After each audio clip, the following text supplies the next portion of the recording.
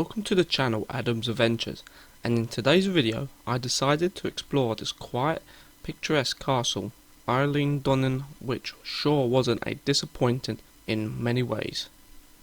The castle is situated between not one but all three locks, which are Loch Elsh, Long and Uish.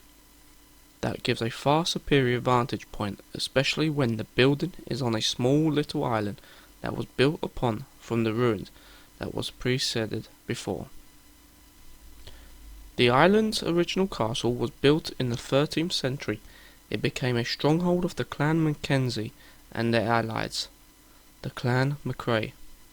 However, in response to the Mackenzie's involvement in the Jacobite rebellions early in the 18th century, government ships destroyed the castle in 1719.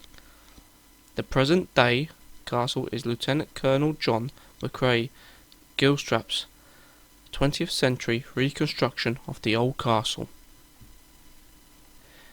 It is possible that the only early Christian monastic cell was founded on the island in the 6th or 7th century, and that it was dedicated to Donan of Eigg, an Irish saint who was martyred on Eigg in April 1617. No remains of any Christian building survive, though fragments of vertified stone that was been subjected to very high temperatures, have been discovered, indicating that there was an Iron Age or early medieval fortification at the time period. In much later dates of time, numerous of clans settled throughout the castle, and especially the Mackenzies and MacRae, who thought of other parties that nobody would become higher authority in the castle grounds. In soon later times there would become much more feuding clans in the nearby lands, including Skye, that would go on for years upon years. This would result in the downfall of the castle, with wars raging and destroying the building for good. The Mackenzie clan historians also claim, with little if any supporting contemporary evidence, that Robert the Bruce sheltered at Eilean Donan during the winter of 1306 to 1307. The castle escaped any other involvement in the wars of Scottish independence.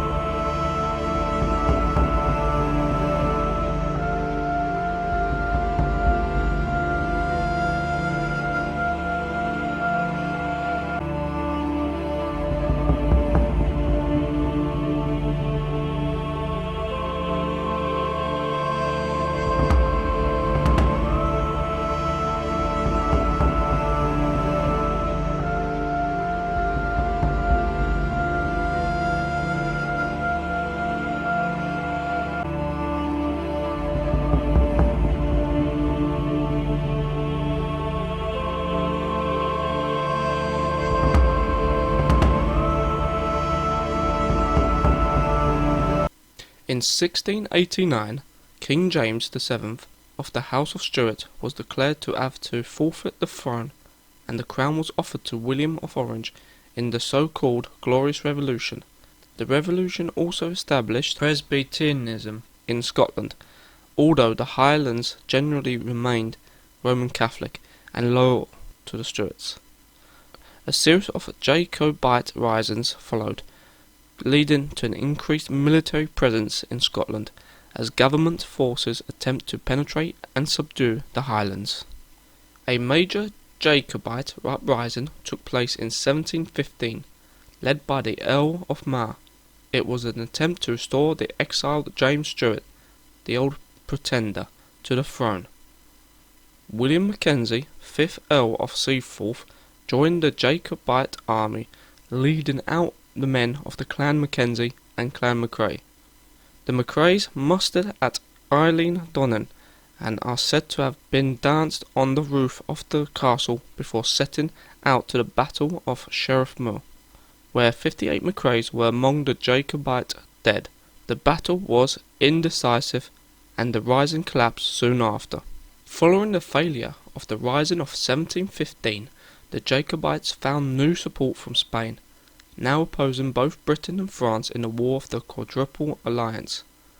The Duke of Ormonde led the main invasion fleet from Spain, while an advance party of 300 Spanish soldiers under George Keith, 10th Earl Mareschal, arrived in Loch Douche in April 1719 and occupied Eilean Donan Castle.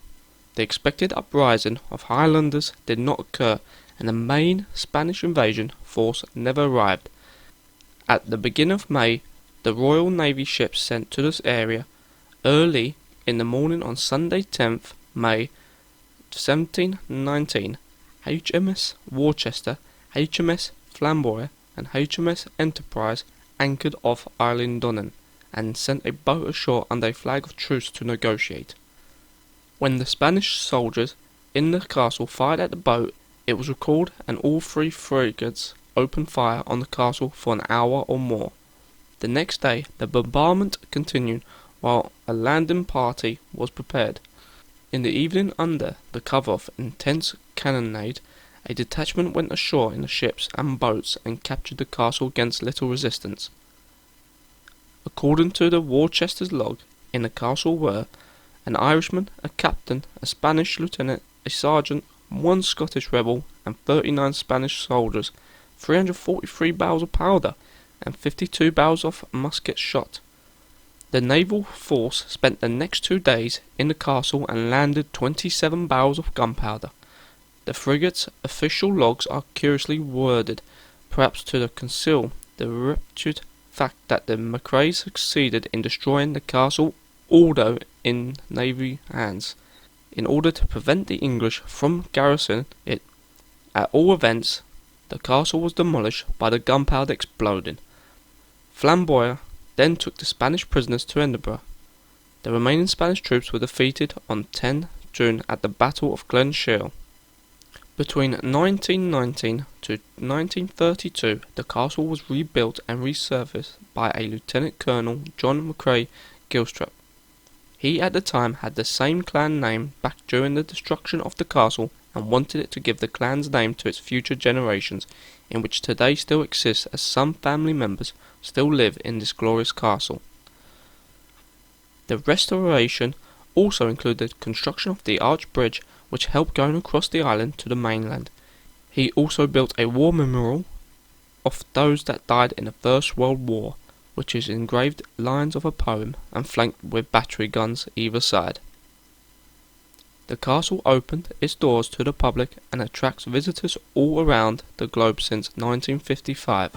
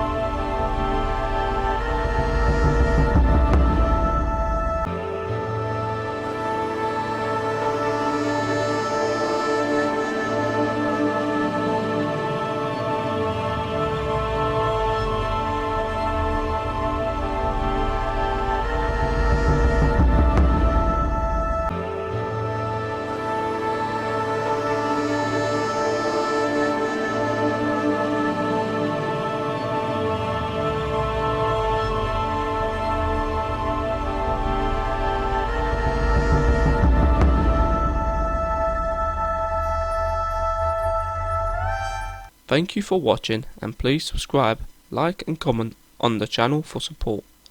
Stay tuned for the next adventure.